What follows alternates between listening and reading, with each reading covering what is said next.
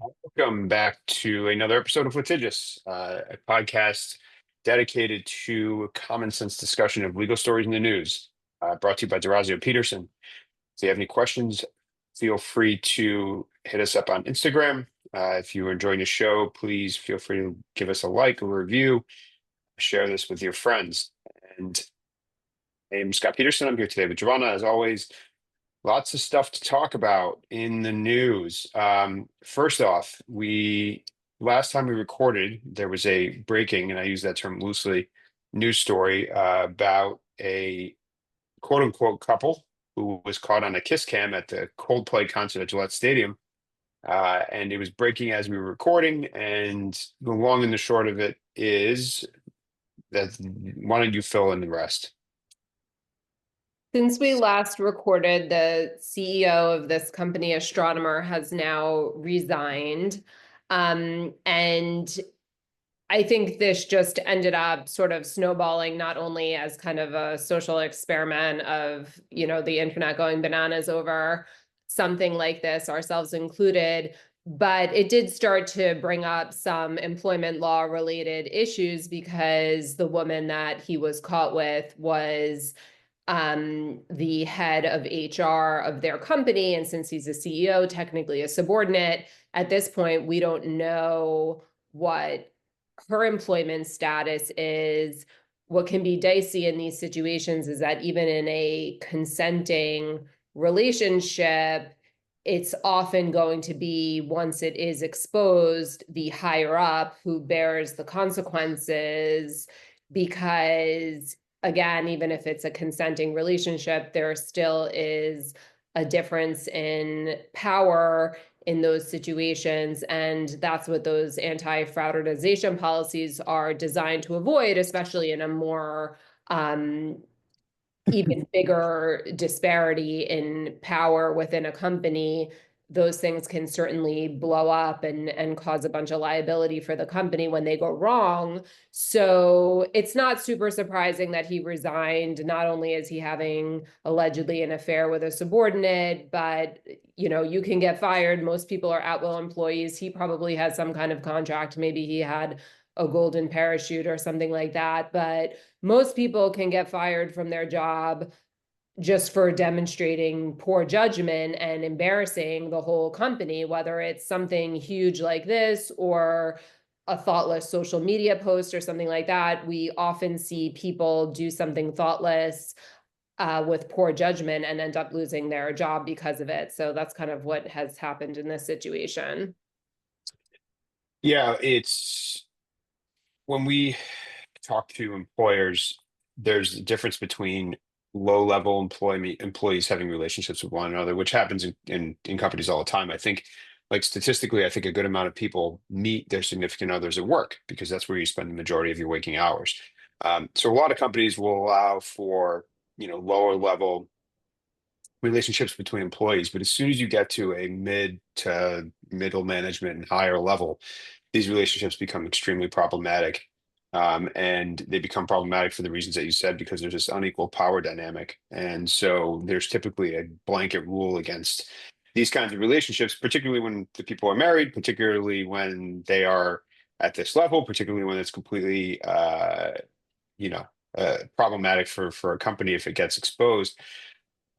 I suspect, and I have no reason, I have no factual basis for this, but my feeling is that he resigned, but the board probably went to him and said, this is completely unacceptable. You can either resign or we're going to fire you. And so he took, my guess is that, there were some behind the scenes conversations with the board chair that happened very quickly after this all happened.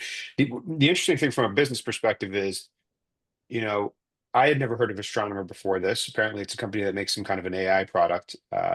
In some sense, while this was bad for the CEO, certainly, this may not be the worst thing in the world for the company, because you can imagine if there are investors who didn't know about the company, now all of a sudden they do. Now they see that the company's made a big change. They take this stuff seriously. Maybe they get more investment out of it. So I think it's interesting. The other piece of this, and we were actually coincidentally at a concert last week when one of my friends called me and asked me, uh, the question of, is there any way that the CEO, former CEO, or the chief people person could sue Gillette Stadium or potentially Coldplay for exposing this relationship. My feeling, and you can fill this in if you have any comments, but my feeling is that the answer is probably a pretty hard no. I mean, you can sue anyone. All you need to sue somebody is a couple $100 and the ability to do so. But successfully, I think, is unlikely because, among other things, when you purchase a ticket to an event, there are typically terms that you're agreeing to, one of which is generally that the space and that the artist can use your image and likeness at their discretion. That's A. B is that I don't think there's any reasonable expectation of privacy in these situations, particularly now in the era of cell phones, where someone could have very easily just turned around and filmed them on their private cell phone, posted it online, and had basically the same impact. So I think it's very unlikely that any kind of a lawsuit from them would be successful. A and B, going back to a very common theme on this podcast, it would probably not be in the best interest of either of those individuals to file a lawsuit because if and when they did, all of a sudden now all of their text messages, emails, private communications are exposed, and they would have to give depositions about the history and the nature of their relationship, and it seems like a real recipe for disaster. I agree. I don't think there's really a claim against Gillette or Coldplay. Also, in New York, where we practice, we don't have a general common law cause of action for invasion of privacy.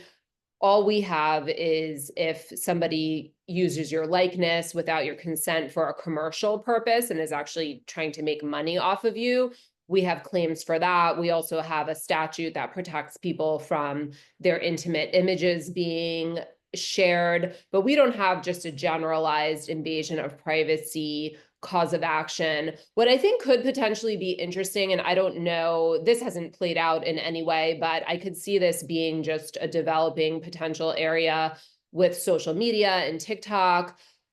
The person who actually took the video and posted it and it went viral, if that person started capitalizing on it, and as I understand it, she has been giving interviews and she has been kind of taking this to maybe not the literal bank if she's not making any money off of it, but she has gotten a little bit of celebrity herself just from posting the video originally. Other people, now that this all came out, there's other people from the concert who took videos that are up and everything. But I think that could be maybe a little bit more of a gray area if somebody films you and then really capitalizes on it in some way. But that's really something that happens all the time, especially on TikTok. You know, you're taking stories that are in the news and you're using people's picture and you're sort of using it in a news way. But in a lot of ways, if you're an influencer or somebody who's actually making money off of their social media platform, you know, theoretically, you are in some ways using somebody's likeness for your commercial gain. So maybe that's an angle that could be taken in this situation. But I agree. I mean, I think in our experience in general, anytime you're sort of receiving consequences of your own actions, it's a little bit hard to blame it on someone else, even if there is a little bit of fault at play. You know, in terms of poor judgment, they had, especially the CEO, the most guilty possible reaction to showing up on this camera that you could possibly have. It's kind of hard to blame that on anyone else. I just wanted to mention one thing. Apart from the invasion of privacy, we did a little video about this on our Instagram, but I did want to take the chance to point out that there's been a lot of misinformation coming out after this as well. I guess ironically, for an AI company, there's been a few different AI generated statements out there. One from the CEO himself that was kind of dorky and quoted Coldplay at the end and also didn't really take much personal responsibility. So he was getting bashed for that. He didn't really deserve to be bashed for that statement because he didn't make it. There's another one by allegedly by his wife that's also fake that has been shared all over social media and a lot by women and some of the more women-oriented social media accounts because it's kind of what every woman would probably love to say in this type of situation. It's sort of the opposite of a sort of stand behind your man while he apologizes kind of takedown of him. Alas, that is false as well. And the two other pieces were the woman who's kind of hiding her face in the video was not an employee of the company. This poor woman who worked, innocent woman at the company, got blown up on social media and she wasn't even there. And then there was a tweet, or I guess they're not called tweets anymore, but some kind of statement by somebody who said he was fired from the company for being the person who arranged the concert tickets. And that went around all over, and there was tons of comments. I sort of looked at it as an employment lawyer perspective. There's tons of comments like, oh, he should sue. How could he be fired for that? Well, that wasn't true. He was like, that was like a satire account. So, kind of an interesting commentary on the internet, and started, things obviously can start to go too far. And now there's a bunch of articles out there about doxing people and public shaming, and when can that go too far? And certainly that can happen. So perhaps that has now happened in this situation. Yeah, I imagine there'll be a bit of a backlash because it probably has gone too far. I worry much more about AI than you do, but and I also use it more than you do. But this sort of thing is very concerning. Seeing how quickly this fake information proliferates and how real it looks. And as people who, litigation is based upon, discerning facts and using facts in your favor, and trying to combat facts that are negative to your side of an argument. And so finding ourselves in a world where this made up information can proliferate so quickly and seems so accurate is extremely concerning. And we'll have to, hopefully there'll be some regulation put in place to rein this in sooner rather than later. You back? Okay. All right. Next, we'll keep an eye on that situation like we always do with everything. And if anything else comes of it, we'll talk about it. But it's an interesting commentary on the state of things in a number of ways, actually. Next, in the headline today, I just read about the My Pillow guy, if you remember him, Mike Linnell, big time Trump supporter and big advocate post 2016 election, or excuse me, 2020 election, that the election was stolen. And so he, in the context of his argument that the election was stolen, he created a contest, which said that if anyone could unequivocally prove that his proof that the election was stolen was false, he would give them $5 million. So a gentleman, last name Zeidman, who, by the way, is a Trump supporter and voted for Trump twice, uh, submitted a package of information that he claimed proved unequivocally that Michael Liddell's quote unquote proof of the stolen election was false, and believed that he was entitled to the $5 million prize. And in his comments, he said, even though I'm a Republican, I think this kind of misinformation that Liddell is peddling is very dangerous. I happen to agree with that, but nevertheless. So apparently, after he submitted his quote unquote proof that Liddell's claims were false, an internal panel that Liddell had on board determined that it was not unequivocal. This gentleman then filed an arbitration claim, and was awarded $5 million because it was determined that his claim was in fact true, and he had proven that Mike Liddell's claims were wrong. Mike Liddell, my pillow guy, then appealed this to the Eighth Circuit Court of Appeals, which said that the rules were improperly interpreted and he was not entitled to the $5 million. So this is an interesting kind of discussion about contests and leaving aside the election issues. It's an interesting discussion about contests and language and how important language is. And this reminds me of, I don't know if this was something you talked about in law school. And when I was in law school, we learned about a case where an employee of Hooters took part in a contest where whomever brought in the most money or won would win a Toyota. Okay. She won the contest and was convinced that she was entitled to choose a Toyota vehicle from a local Toyota dealership. And when she was given the prize, she was handed a literal rubber Yoda doll from Star Wars. And she filed a lawsuit, and ultimately, I think that claim settled, and she was allowed to pick the Toyota of her choosing. So this whole case is revolving around the idea that unequivocal is a very difficult thing to prove, and because of that, it seems as though in this case, no one could ever have won. But I thought this was an interesting case. I don't know if you have any comments about it, but it was in the headlines today. I guess I would just say that it's probably important to note that the alleged winner of this contest, the reason why it was overturned was not because the claims about the election were true, but because the rules of the contest were ambiguous and he did not potentially meet the criteria. But otherwise, I mean, I can't believe we're still, and this is happening in so many different things at this moment, that we're still relitigating so many things that happened in the past, instead of just sort of moving forward. But I hope that could this could be maybe the last of all of this stuff, but Well, it's not.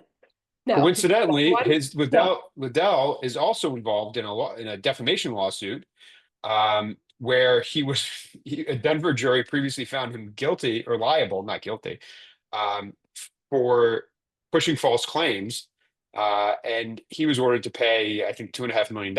Anyway, he appealed that that jury verdict, and his attorneys in the district court in Denver were each just ordered to pay $3,000 in sanctions after they used AI to help them write a court filing, which was apparently, this is a quote, riddled with errors, including citations to non-existent cases and misquotations of case law. So this is something we're actually seeing a lot. And, as AI becomes sort of a ubiquitous helper, I use AI all the time. I don't use it for Not for court briefs. citations.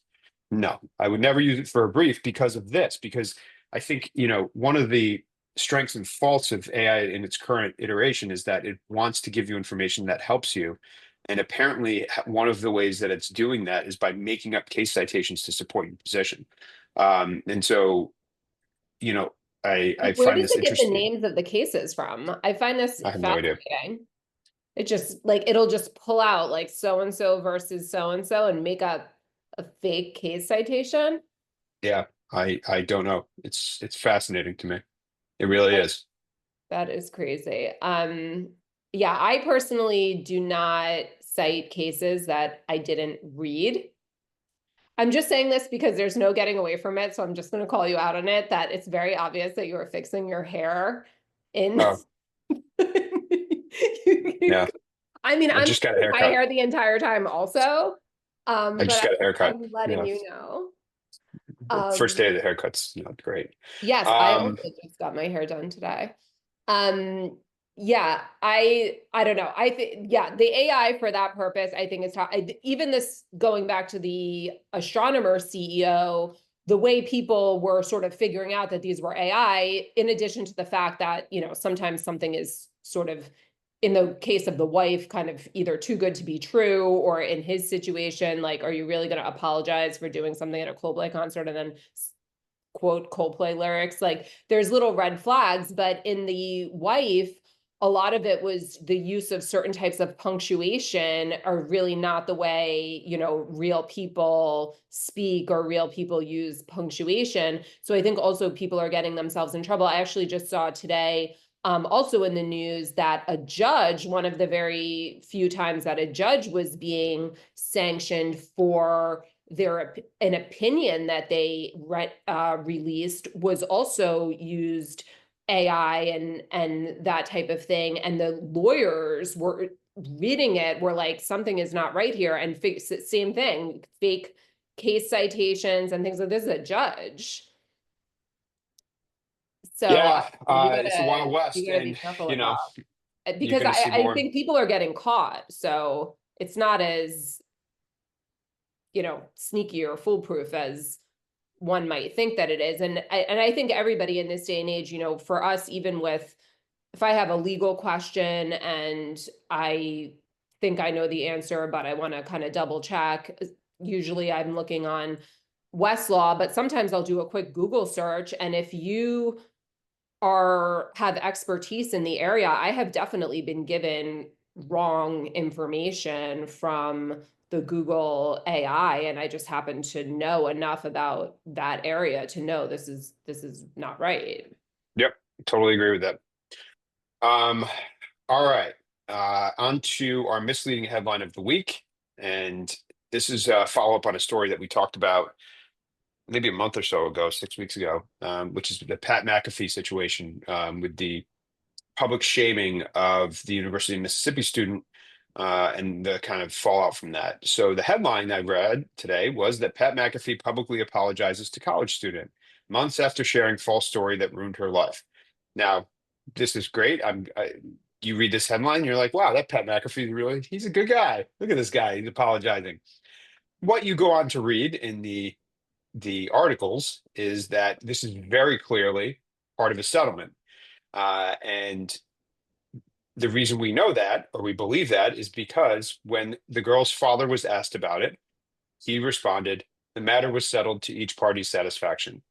Now, for those of you not in the legal world, that is jargon for we have a confidentiality agreement, and this is what I've been told to say. And so, I mean, what I think happened here, and I don't know, is that this girl and her family got lawyers. They went to McAfee and ESPN and said, we're going to sue you if you don't resolve this. And they probably resolved it. And as part of any resolution outside of litigation, because I don't think a formal lawsuit was filed. Um, as part of the resolution, McAfee agreed to meet the girl, which apparently he did, and publicly apologize. Now, look, he may regret what happened here. I have no idea. I obviously don't know this guy. It is kind of unusual to get a public apology out of a lawsuit. We have clients who ask sometimes if this can happen, and it's pretty rare to the point where I may have seen it maybe once, but certainly not often. But in the end, I think it's a good result.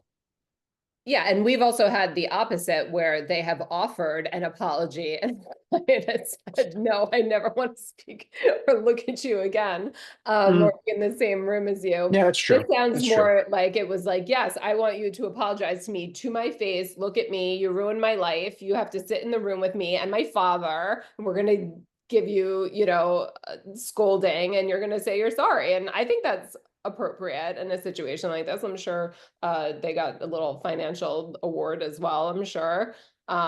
We're speculating on this, but I would assume that because I mean, she deserves it. We did more of a deep dive on this in another episode, and this created a lot of problems for her. And in this situation, I think in our experience, a lot of times nobody wants to apologize because they don't want to admit they did anything wrong. I think for somebody like him as a public figure, he has been able to sort of spin his apology probably in a way that he feels is helpful to his podcast or whatever he does, his show. I read his statement. He was kind of like, we're trying to put like happy Yeah. vibes into the world, and we're willing to say we're sorry if we do something wrong and we don't want to be a part of that. And I don't know how genuine or not that is, but he was able to spin his apology in a way as well that maybe makes people kind of want to move on from this, because I think he got a lot of negative feedback about it at the time. Yeah. Look, in a world where, you know, without specifically naming any names, leadership often seems to not admit any wrongdoing ever and never take responsibility for their actions. Whatever, regardless of the circumstances that this happened in, you got to, I give the guy credit for owning to it, acknowledging it, and apologizing for it. Yeah, Like, I what else I are you agree supposed with to do? you. Yeah, I agree with you 100%. I mean, the alternative being, because I think we do see a lot of people sort of double down on defending themselves, regardless, and kind of going scorched earth to ruin somebody's reputation as opposed to just apologizing. So yes, if the alternative to make a heartfelt, genuine apology, I agree with you, is, the right thing to do. Yeah. Yeah. So hopefully that puts that to bed. Hopefully, this girl can move on with their life. Um, all right, the non sequitur of the week here. A sad note today. This has been a tough week. We had first you had Malcolm Jamal Warner. Let me back up. Multiple people from our childhood have passed away in the last 3 days or this week. First, Malcolm Jamal Warner from the Cosby Show, and then a number of other shows. Theo Huxtable from my childhood, yours as well, I think, passed away in a very sad swimming act. He drowned in Costa Rica. Then Ozzy Osbourne, which I assume you didn't listen to Ozzy, but I did when I was a kid. It's sad. Another guy passed away, and then today Hulk Hogan passed away. Which I can't say I agree with the Hulkster on his political leanings, but he was a massive personality in my childhood, and it's sad. He was 71.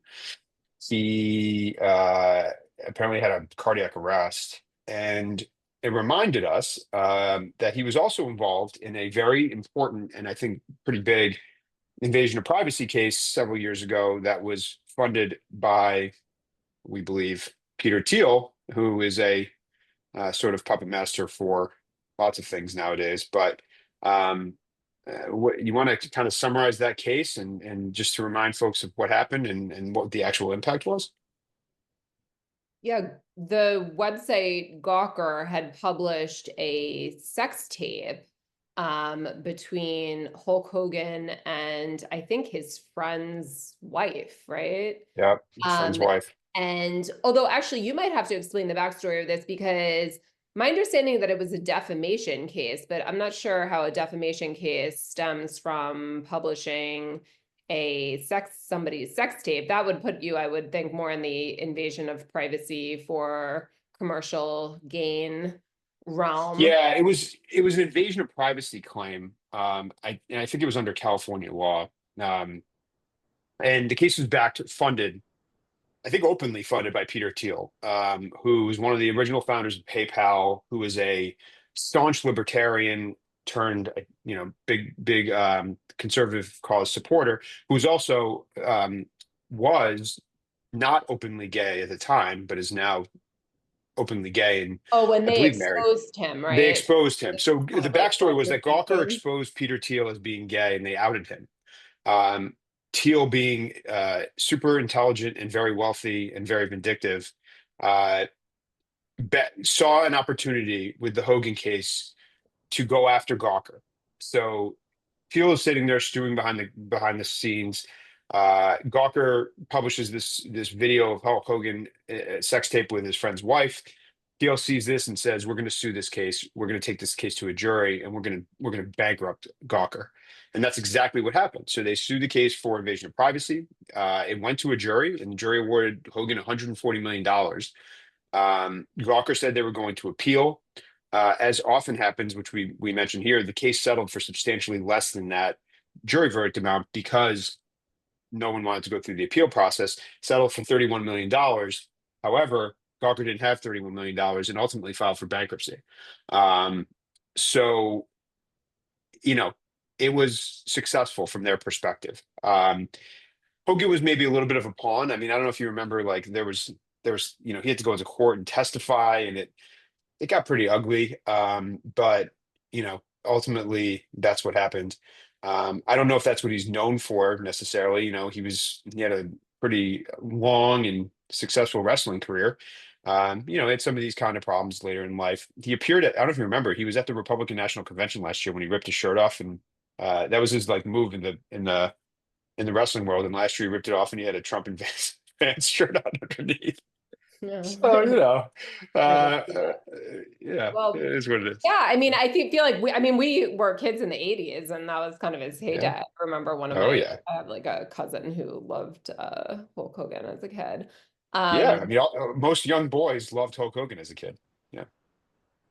yeah, and then also just on Malcolm Jamal Warner, that's very sad. I mean, this happened off of a resort he was staying at in Costa Rica. We were just in Costa Rica in February. I've noticed a lot of headlines now just kind of relating this back to some legal issues. There's been a ton of headlines about the lack of lifeguards at this beach. But I think that it's important to sort of remember not only, I think it's very common that a resort would not have lifeguards, but even a public beach, they had a ton of signage up about rip currents. And at the very least in New York, there's really no duty to rescue, even if there are lifeguards there. That actually even applies to law enforcement. People may feel that if I'm in a situation where there's people there whose job it is to protect me, if they don't, do I have any claim for that? And the answer is actually most of the time, no. In New York, the only time you can sue, a 911 dispatcher or the police for not doing anything to help you is if they materially give you advice or instruction that puts you in a materially worse position than you were already in. But if they just don't show up, or something like that, we really don't have a claim like that.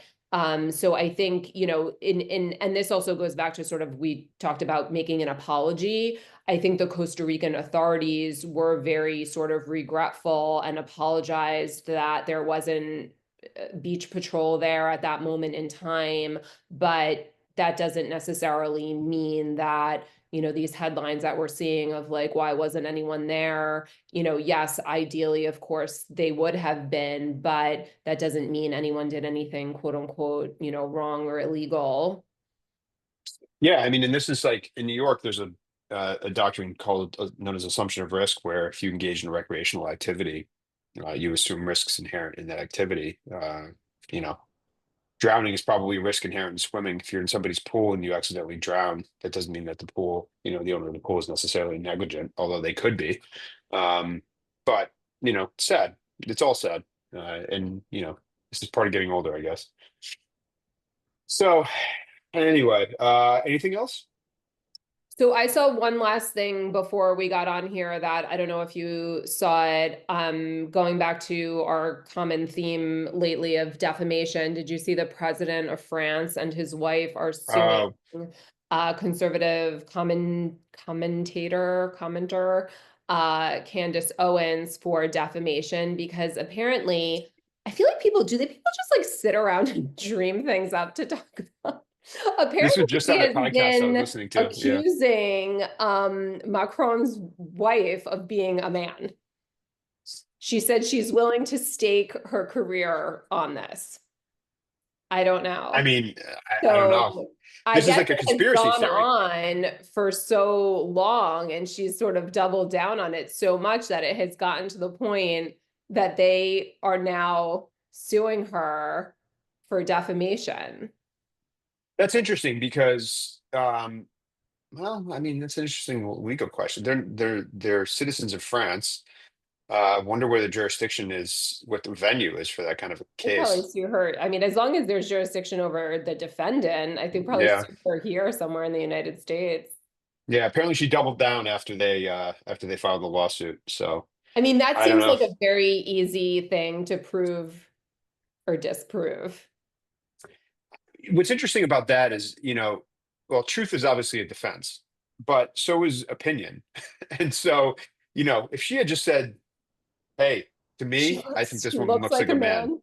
Yeah, I mean, then there's nothing. There's no grounds, right? But when you say it in a way that implies that you have access to information which would support that claim as being truthful, that's when you get yourself into trouble. I don't understand it. It makes no sense to me.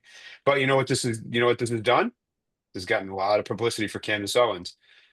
Yeah, and I mean, I don't, yeah, I mean, if I were probably the president of a European Union country, I mean, I don't know if I want to get involved in a lawsuit with some American like personality.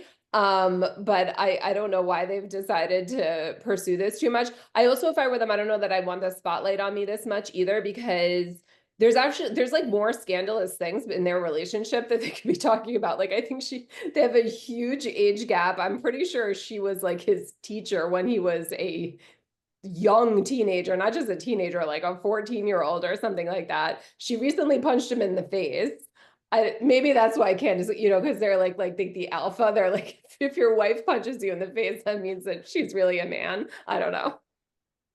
Hey, it's the French. I think they're a little bit looser with their sexual mores. But yeah, I don't know. I mean, whatever. I think it's a completely avoidable situation from her perspective. So, Well, it's just who another knows? reason why we're living in some sort of strange reality right now where like leaders of countries are getting involved in like all sorts of crazy stuff. Yeah, we haven't even talked about, all the Trump lawsuits. I think I read today that he's filed more lawsuits for defamation than, anyone in recent memory in that position. I'll get the stats for next week, but we haven't even touched on those and whether they're, valid or not.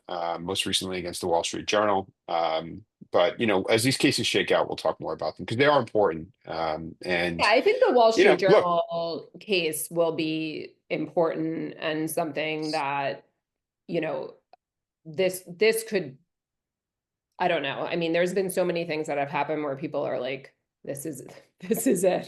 This is the thing that is gonna change the perception. But I don't know. Yeah, that's going to be very interesting to see how that plays out because that I perceive as sort of like a clash of the Titans sort of situation between I don't see we have definitely seen like ABC and CBS, CBS. Paramount, these places, people are all kind of rolling over and paying these really big defamation settlements to President Trump when legal scholars think that they would have been successful in all of those cases, but ultimately, I'm sure a business decision was made that it's better for them to have a positive relationship with the administration than to prevail in these defamation cases. But I don't know that the Wall Street Journal is going to have the same incentive to do that. They don't seem to, so hopefully they dig in because this would be interesting to see how it plays Yeah, out. because they put out more after they initially said, we're suing you, or they did sue them. They kept putting out more and more. So Yep. at Yep. this point, undeterred. Okay. All right. Well, I think we'll wrap it there. We will be back probably next week with the latest and greatest from the headlines in the news. If you have questions, please feel free to reach out to us. Instagram is probably the best way at Litigious Podcast or Litigious. And if you like this podcast, like it, leave a 5-star review and subscribe and share with your friends. And we will be back again soon. Thanks for listening.